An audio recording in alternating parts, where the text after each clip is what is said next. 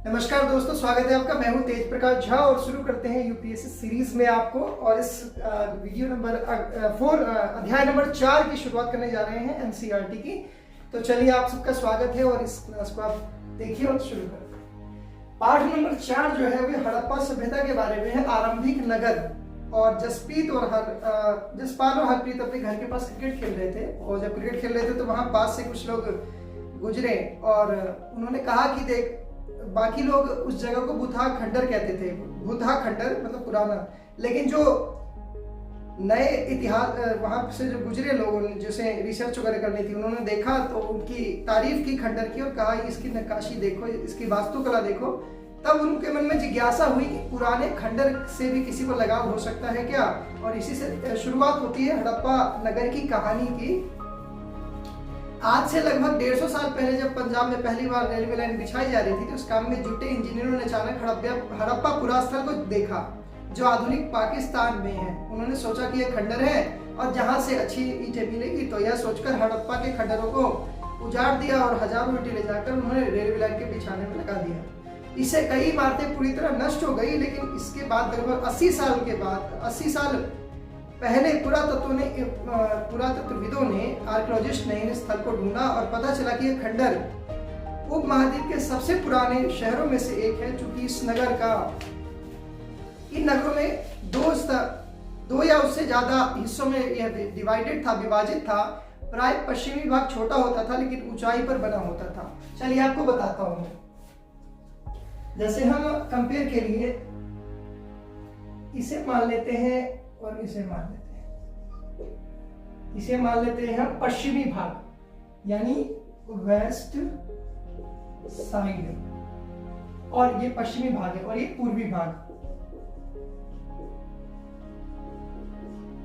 तो ये पूर्वी भाग जो है बड़ा था। आपको मैं फिर से एडिट करके इसको दिखा देता हूं।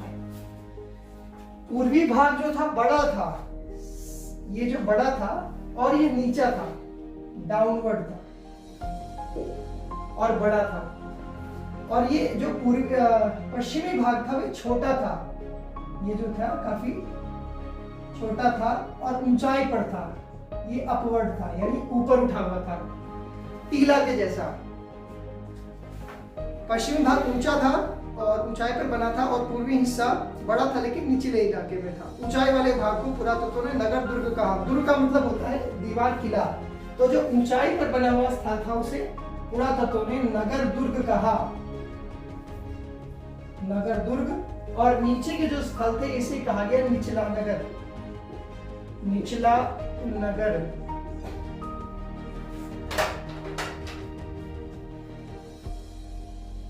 चलिए, जो था ये अपवर्ड था और ये डाउनवर्ड था। ठीक है। दोनों हिस्से की चार दीवारी जो थी वो पक्की ईंटों से बनाई गई थी। ईंट को पकाकर बनाया गया था, और ईंट इतनी अच्छी तरह से बनाई गई थी जो हजारों साल के बाद उसकी अस्तित्व अभी तक खड़ी थी। दीवारें खड़ी थी। दीवार बनाने के लिए ईंटों की चिनाई इस तरह से करते थे इसमें दीवारें खूब मजबूत बनी रहे। कुछ नगरों के नगर दुर्ग में कुछ खास इमारतें बनाई गई थी। मिसाल के तौर पर मोहनजोदड़ो शहर जो था उसमें खास तालाब बनाया गया था। ये आप नोट कर लीजिए, इसको आपको पूछा जा सकता है एग्जाम में, किसी भी कॉम्पिटिटिव एग्जाम में।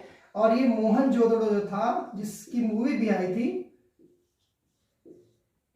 मोहनजोदड़ो जो था उसमें आपको एक जलाशय, जिसे हम तालाब कहते हैं, बड़ा सा जलाशय या विशाल स्नानागार कहते हैं इसे, स्नानागार। जलाशय शब्द गलत है, विशाल स्नानागार इसके लिए उपयुक्त होगा। तो विशाल स्नानागार का मतलब है जहां पे लोग विशेष अनुष्ठान के लिए विशेष अवसरों पे स्नान किया करते थे और वहां एकत्रित होते थे। इस विशाल स्नानागार को भी जिप्सम की प्लास्टर चढ़ाकर इसको चारों तरफ से कवर किया गया था, ताकि पानी वहां से लीक ना हो। चारकोल की परत चढ़ाई गई थी और इस सरोवर के दोनों तरफ उतरने के लिए सीढ़ियां बनाई गई थी। और पास ही वहां पर जो है कुएं बनाए गए थे, ताकि उसमें से पानी निकाला जा सके। और उपयोग के बाद खाली करने के लिए वहां पर एक मेन होल था, जहां से पानी, वहां से एक निकासी का भी स्थान था जहां से पानी बाहर निकाला जा सके। विशिष्ट अवसरों पर नागरिक यहाँ स्नान किया करते थे। कालीबंगा, लोथल जैसे अन्य नगरों में भी अग्निकुंड मिले हैं, जहाँ पर विशेष प्रकार के लाख इत्यादि चूड़ी वगैरह थी या चीजों को या उसको गलाया जाता था, मेटल्स को, जैसे ताम्र हो गया, जैसे कांसा हो गया और कॉपर इत्यादि। तो ये हो गया आपका कालीबंगा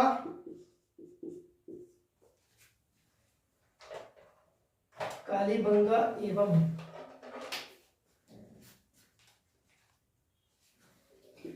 कालीबंगा, लोथल इत्यादि जगहों पे भी अग्निकुंड मिले हैं। अग्निकुंड,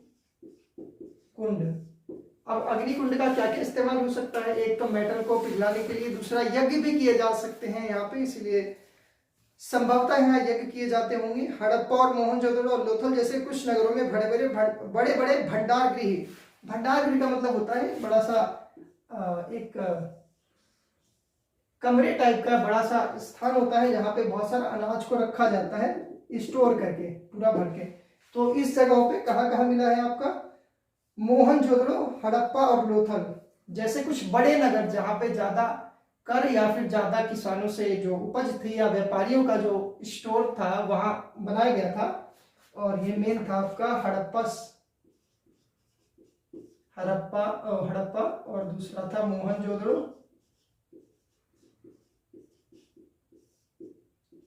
और लोथल। ये कुछ बड़े नगर थे जहां से हमको बड़े बड़े भंडार गृह मिले हैं।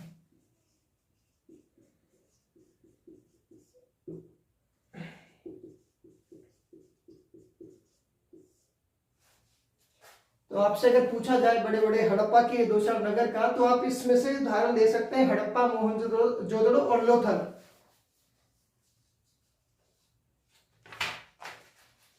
जो हड़प्पा स्थल था या फिर जो सिंधु घाटी की सभ्यता थी उसका नगर नियोजन जो बहुत अच्छा उन्नत किस्म का था, क्योंकि इसमें हम देखते हैं कि इस नगर को आमतौर पर 1 या 2 मंजिले इसमें मकान होते थे और घर के आंगन के चारों ओर कमरे बनाए जाते थे। अधिकांश घरों में एक स्नानागार होता था, बाथरूम होता था और घर में कुएं भी होते थे।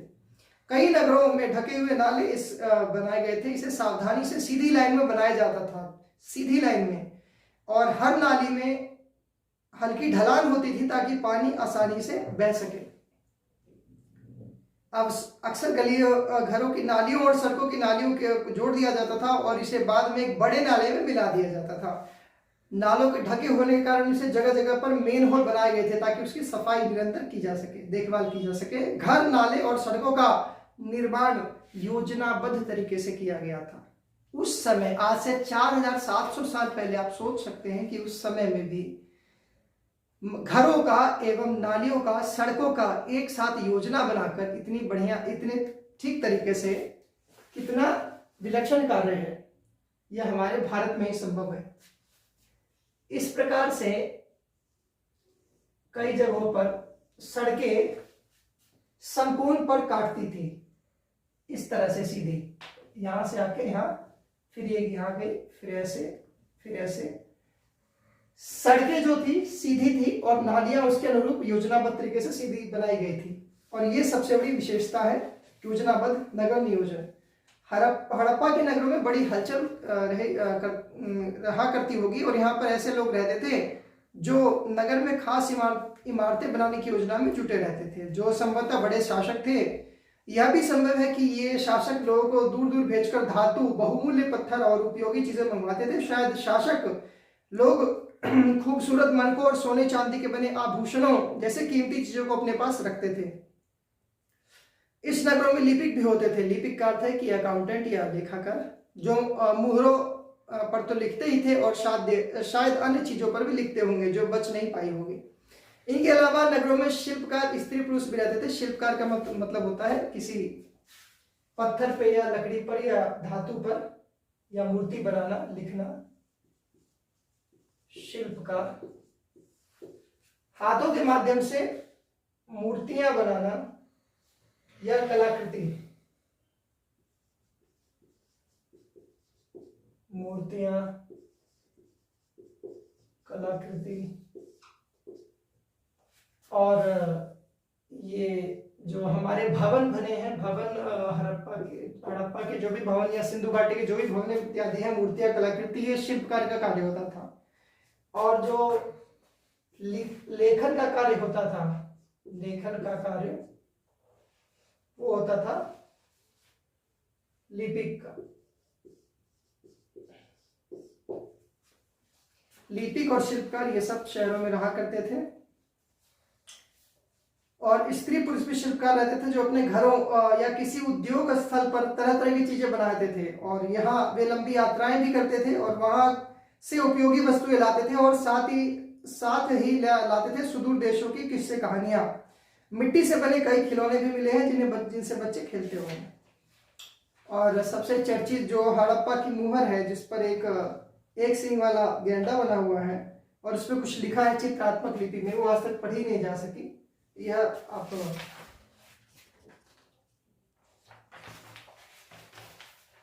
नगर और नए शिल्प, आप कुछ ऐसी चीजें के बारे में अध्ययन करें जो हड़प्पा के नगरों से प्राप्त हुई है। पुरातत्वविदों को जो चीजें मिली हैं इसमें अधिकतर पत्थर, शंख, तांबे, कांसे, सोने, चांदी के सिक्के जैसी धातुएं से बनाई जाती थी। तांबे और कांसे के औजार, हथियार, गहने और बर्तन बनाए जाते थे, और सोने और चांदी से गहने और बर्तन बनाए जाते थे। यहाँ मिली सबसे आकर्षक वस्तु में मनके, बाट और फलक है। उस समय में पूरे सिंधु घाटी सभ्यता में, उतने बड़े सभ्यता में बहुत दूरी पे जो नगर बने हुए थे उनमें एक समानता पाई गई है कि सबसे बड़ी जो माप तौल की इकाई है या बाट, माप तौल की इकाई या फिर जिसे हम बाट कहते हैं, वे एक समान प्राप्त हुए हैं सभी सिंधु घाटी स्थलों से या हड़प्पा स्थलों से। यह बाट को बड़े ध्यान से उपयुक्त तरीके से बनाया जाता था और इसे चर्ट पत्थर से बनाया जाता था, और इसे शायद बहुमूल्य पत्थर और धातुओं को तौलने के लिए बनाया गया होगा। मध्य में बाएं मनके इसमें से कई कार्निलियन पत्थरों से बनाए गए हैं, और पत्थरों को काट कर तराश कर इसे मनके बनाए जाते थे। इसमें बीच में छेद करके धागा डालकर माला बनाई जाती थी। इस तरह के उसमें उसे पत्थर से बाट भी बनाए जाते थे, मनके और मालाएं बनाई जाती थी। हड़प्पा सभ्यता के लोग पत्थर के मुहरे भी बनाते थे। इस आयताकार मुहरों पर सामान्य जानवरों के चित्र मिलते हैं। हड़प्पा सभ्यता के लोग काले रंग के डिजाइन किए हुए खूबसूरत दाल मिट्टी के बर्तन उपयोग करते थे। संभवतः 7000 साल पहले मेहरगढ़ में कपास की खेती होती थी। मोहनजोदड़ो से कपड़े के टुकड़े के अवशेष, चांदी के फूलदान और ढक्कन तथा कुछ अन्य तांबे की वस्तुएं से चिपके हुए मिले हैं। पकी मिट्टी तथा फेयोंस से बने तकलियां सूत कताई का संकेत देती हैं। फेयोंस क्या होता है इसको देखते हैं। फेयोंस का अर्थ होता है पत्थर और शंख तो प्राकृतिक रूप से मिलते हैं, पर फेयोंस तैयार किए जाते हैं। बालू जो होता है रेत और स्फटिक के पत्थर को चूर्ण बनाकर गोंद में मिलाकर आपस में उसको किसी वस्तु का आकार देके उसको जमाया सुखाया जाता है, और बाद में उन पर चिकनी परत चढ़ाई जाती है और उसे नीले रंग या समुद्री रंग के उस रंग दिया जाता है, जिसे हम फेयोंस कहते हैं। इस फेयोंस से मनके, चूड़ियां, बाले और छोटे बर्तन बनाए जाते थे। तो इनमें से अधिकांश वस्तुओं का निर्माण विशेषज्ञ द्वारा किया जाता था। विशेषज्ञ उसे कहते हैं जो किसी खास चीज को बनाने के लिए खास प्रशिक्षण लेता है, जैसे पत्थर तराशना, मनके चमकाना, मोहरों पर पच्चीकारी यानी उस पर मोहरों पर लेखांकन या डिजाइन बनाना या चित्र बनाना करना इत्यादि। पृष्ठ 36 पर देखो कि मूर्ति का चेहरा कितना आकर्षक ढंग से बनाया गया है। इस पर आपको पृष्ठ नंबर 36 पर एक चित्र दिया हुआ है जिसे एक ब्राह्मण का माना जाता है, जिसकी हर चीज को उभारा गया है बड़े सुंदर तरीके से, आकर्षक ढंग से, और इसकी दाढ़ी कितनी अच्छी तरह से दर्शाई गई है। यह किसी विशेषज्ञ मूर्तिकार का ही काम हो सकता है। हर व्यक्ति विशेषज्ञ नहीं हो सकता था, और हमें यह पता नहीं कि क्या सिर्फ पुरुष ही ऐसे काम करते थे या फिर महिलाएं भी करती थी। शायद कुछ महिलाएं पुरुष दोनों मिलकर इस काम को करते होंगे। कच्चे माल की खोज में, कच्चा माल उन पदार्थों को कहते हैं जो प्राकृतिक रूप से मिलते हैं या फिर किसान या पशुपालक उसका उत्पादन करते हैं, जैसे लकड़ी या धातुओं के अयस्क प्राकृतिक रूप से प्राप्त होते हैं और फिर इनके कई तरह की चीजें इनसे बनाई जाती हैं। मिसाल के तौर पर किसान द्वारा पैदा किया गया कपास को कच्चा माल कहते हैं और उसके बाद कताई बुनाई करके कपड़ा तैयार किया जाता है। हड़प्पा के लोग तो कई चीजें हड़प्पा के लोगों को कई चीजें वहीं मिलती थी, लेकिन तांबा, लोहा, सोना, चांदी, बहुमूल्य पत्थर जैसे पदार्थों को वे दूर दूर से आयात करते थे। हड़प्पा के लोग अब आयात करने के लिए इसमें दिया हुआ है कि ये चीजें कहाँ कहाँ से आयात करते थे। आज के राजस्थान से वे तांबे का आयात करते थे। ये चीजें मैं लिख देता हूं, हो सकता है आपके काम आए एग्जाम में। इस तरफ मैं लिख देता हूं, इस तरफ जगह है, स्पेस है। आज के राजस्थान से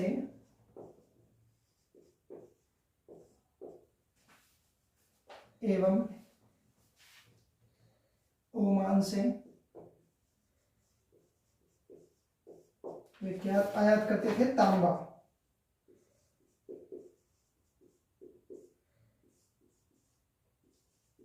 कॉपर। और अफगानिस्तान और ईरान से कांसा बनाने के लिए उसमें टीन लाया जाता था। टीन का आयात वे आधुनिक ईरान और अफगानिस्तान से करते थे। ईरान एवं अफगानिस्तान से वे क्या आयात करते थे? टीन। और टीन किस लिए आयात करते थे? क्योंकि टीन के साथ कॉपर को, तांबे को मिला देने के बाद ही कांसा बनता था, जिसके लिए यह सभ्यता प्रसिद्ध थी। तो ईरान और अफगानिस्तान से टीन का आयात हो गया। सोने का आयात कर्नाटक से होता था, क्योंकि कर्नाटक में आप जानते हैं कि वहां सोना काफी मात्रा में उपलब्ध है। कर्नाटक से स्वर्ण का, सोने का आयात करते थे। और इसके बाद बहुमूल्य पत्थर गुजरात, ईरान, अफगानिस्तान से करते थे। बहुमूल्य पत्थर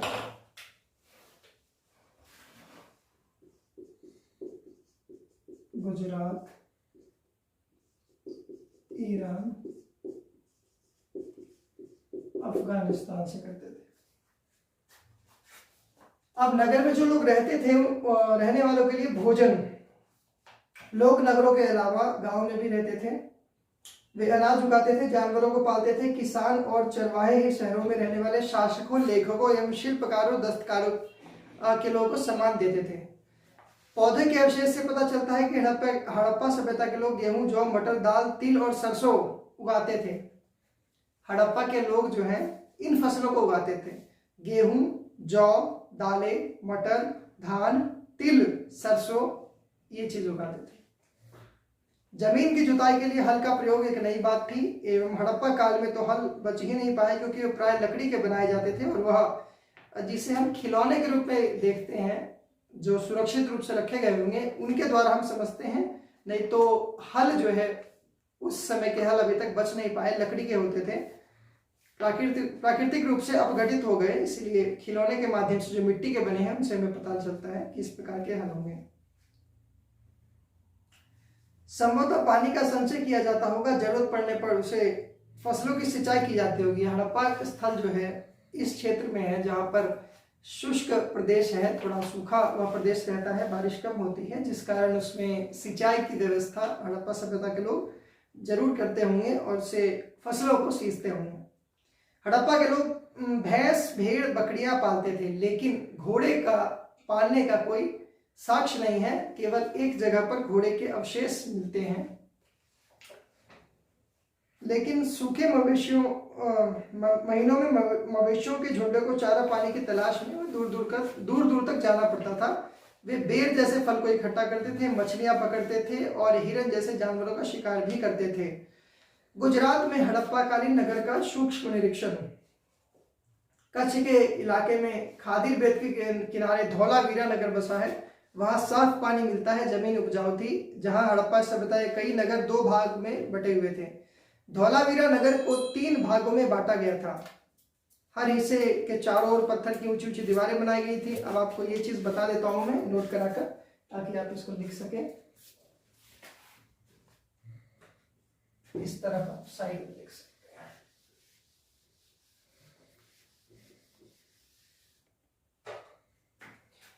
गुजरात के कच्छ इलाके में धौलावीरा नगर था। धौलावीरा, इसकी विशेषता है कि यह जो हड़प्पा सभ्यता के नगर थे वे दो भाग में विभक्त थे, निचला नगर और नगर दुर्ग। लेकिन ये नगर जो था 3 भागों में बटा हुआ था, जिसके चारों ओर ऊंची ऊंची दीवारें बनाई गई थी। और इसके अंदर जाने के लिए बड़े बड़े प्रवेश द्वार हुआ करते थे, बड़े बड़े गेट हुआ करते थे अंदर जाने के लिए। बड़े बड़े गेट हुआ करते थे, प्रवेश द्वार जिसे कहते हैं, द्वारपाल हुआ करते थे उस पे। इस नगर में खुला मैदान भी था। इस नगर के अंदर जो है एक बड़ा सा खुला मैदान भी था, जिसे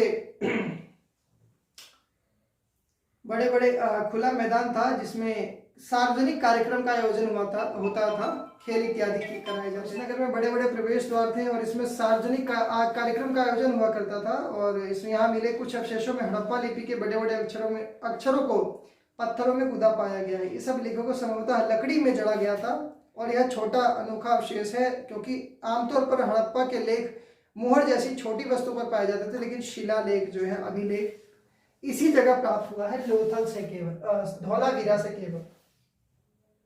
धौलावीरा से एक अभिलेख प्राप्त हुआ है, पहला ऐसा नगर है सिंधु घाटी सभ्यता का जहां पर अभिलेख प्राप्त हुआ है। और 3 भाग में बटा हुआ यह नगर है हड़प्पा का। और लेख मोहर जैसी वस्तु यहाँ पे प्राप्त हुई है। गुजरात की खंबात की खाड़ी से मिलने वाला साबरमती की एक उपनदी किनारे बसा लोथल ऐसा नगर था जहां पर कीमती पत्थर जैसा कच्चा माल आसानी से मिल जाता था। यह पत्थर शंख और धातुओं से बनाई गई चीजों का एक महत्वपूर्ण केंद्र था। इस नगर में एक भंडार गृह भी था जहां पर कई मोहरें मुद्रांकन या मोहरबंदी गीली मिट्टी पर दबाने से उनके छाप जो होते हैं वो मोहरबंदी वहां मिले हैं। तो यहाँ पर एक इमारत मिली है जो संभवतः मनके बनाने का जहाँ काम होता था। पत्थरों के टुकड़े, अधबने मनके और मनके बनाने वाले उपकरण और तैयार मनके भी यहाँ मिले हैं। इससे पता चलता है कि वहां मनके बनाए जाते होंगे। मुद्रांकन और मोहरबंदी का यहाँ मतलब समझाया गया है, जैसे किसी राजा या फिर कोई राजसी कार्य के लिए किसी को वस्तुएं भेजनी होती थी, उसके ऊपर मुद्रांकन किया जाता था। एग्जाम्पल के लिए, उदाहरण के लिए, जैसे मैंने कोई पैकेट बंद किया, उसके ऊपर गीली मिट्टी डाल के मैंने मुहर लगा के दबा दिया, तो कोई रास्ते में उसे पहुंचने से पहले कोई अगर आदमी उसे खोल के देखेगा तो वो जो मुहर बंदी है, मिट्टी का जो छाप है वो टूट जाएगा, जिससे पता चल जाएगा कि ये इसके साथ छेड़छाड़ हुई है।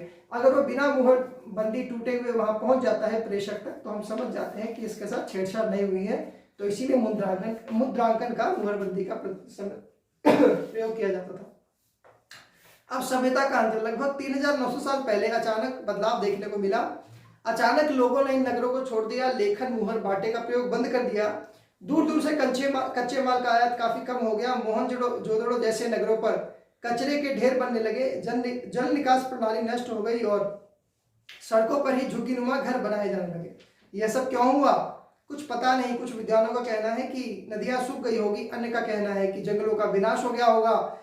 इसका कारण यह भी हो सकता है कि ईंट पकाने के लिए ईंधन की जरूरत पड़ती होगी। इसके अलावा मवेशियों के बड़े बड़े झुंड को चारागाह और घास वाले मैदान समाप्त हो गए होंगे। कुछ इलाके में बाढ़ आ गई होगी या फिर नदियों ने अपना मार्ग परिवर्तन कर लिया होगा। इन सब कारणों से स्पष्ट नहीं हो पाता कि सभी नगरों का अंत कैसे हो गया, क्योंकि बाढ़ और नदियों के सूखने का असर कुछ ही इलाकों पर पड़ा होगा, लेकिन एक अचानक से पूरी सभ्यता कैसे नष्ट हो गई। ऐसा लगता है कि शासकों का नियंत्रण समाप्त हो गया होगा। जो भी हुआ हो, परिवर्तन का असर साफ दिखाई देता है। आधुनिक पाकिस्तान के सिंध और पंजाब की बस्तियां उजड़ गई थी। कई लोग पूर्व और दक्षिण के इलाके में नई और छोटी बस्तियों में जाकर बस गए। लगभग 1400 साल बाद कुछ नए नगरों का विकास हुआ। इसके बारे में तुम अध्याय 6 और 9 में पढ़ोगे। अब यहाँ मिस्र की कहानी दी हुई है। नील नदी के आसपास के इलाके को छोड़कर मिस्र का अधिकांश भाग रेगिस्तान है। लगभग 500 BC 5000 साल पहले मिस्र के शासकों और वहां के राजाओं ने सोना, चांदी, हाथीदांत, लकड़ी और हीरे जवाहरात लाने के लिए अपनी सेनाएं दूर दूर भेजी। उन्होंने बड़े बड़े मकबरे बनाए जिन्हें पिरामिड कहा जाता था। राजाओं के मरने पर उनके शव यानी उनके लाश को इन्हीं पिरामिडों में दफनाकर सुरक्षित रखा जाता था। इन शवों को मम्मी कहा जाता था और उनके शवों के साथ अनेक चीजें दफनाई जाती थी, इसमें खाद्यान्न, पेय, वस्त्र, गहने, बर्तन, वाद्य यंत्र, हथियार और जानवर शामिल है। कभी कभी शव के साथ सेवक और सेविकाओं को भी दफना दिया जाता था। दुनिया के इतिहास में शवों की दफनाने की परंपरा को देखते हुए मिस्र सबसे ज्यादा धन दौलत खर्च करने वाला, सब जगह धन दौलत खर्च किया जाता था। यहाँ पे यह पाठ समाप्त होता है। अब जो है आगे के अध्याय में हम बाकी के अध्याय नंबर 5 की बात करेंगे और वह वीडियो आगे आपको उपलब्ध होगी। तब तक के लिए आपको धन्यवाद और इस चैनल को आप सब्सक्राइब करें, शेयर करें और हमारे कार्य में सहयोग करें। धन्यवाद।